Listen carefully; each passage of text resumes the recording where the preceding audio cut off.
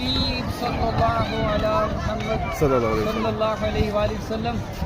آج 25 دسمبر 2025 ہے اور آپ کو معلوم ہے 25 دسمبر ولادت ہے بانی پاکستان محمد علی جناح، قائد اعظم محمد علی جناح کا آج ولادت کا دن ہے۔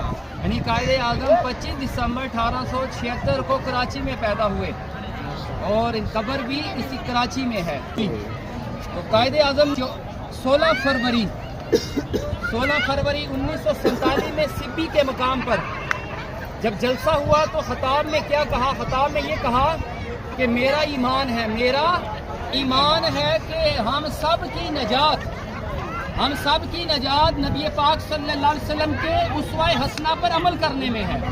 نبی پاک صلی اللہ علیہ وسلم نے جس طریقے سے زندگی گزاری، اگر ہم بھی اس طریقے سے اپنی زندگیوں کو گزاریں گے تو ہمارا ملک پاکستان مضبوط ہوتا جائے گا، استحکام آئے گا۔ تو سبی کے جلسے میں یہی تو چیز فرمائی تھی۔ آج بھی اگر ہم نبی پاک صلی اللہ علیہ وسلم کے اسوہ حسنہ پر عمل کرنے لگ جائیں تو میں نہیں سمجھتا، بلکہ کوئی بھی نہیں سمجھے گا کہ ملک پاکستان کو آگے بڑھنے سے کوئی روک سکے اور اس کی ترقی کو کوئی روک سکے۔ ملک پاکستان ایک زمین کا ٹکڑا حاصل کرنے کے لیے نہیں بنایا گیا۔ ملک پاکستان ریاست بنانے کا سب سے بڑا مقصد یہ تھا کہ اس میں آزادانہ طور پر ہم مذہب اسلام کے مطابق اپنی زندگیاں گزار سکیں۔ وہاں پابندیاں تھیں، برے صغیر کے اندر مسلمانوں پر پابندیاں تھیں۔ ہم آزادانہ نماز پڑھ سکیں، آزادانہ طور پر اذانیں ہوں، ہم محافل سجا سکیں، ہم قربانی کر سکیں، جانور قربان کر سکیں۔ انڈیا میں گائے کا جانور ذبح کرنے میں پابندی تھی۔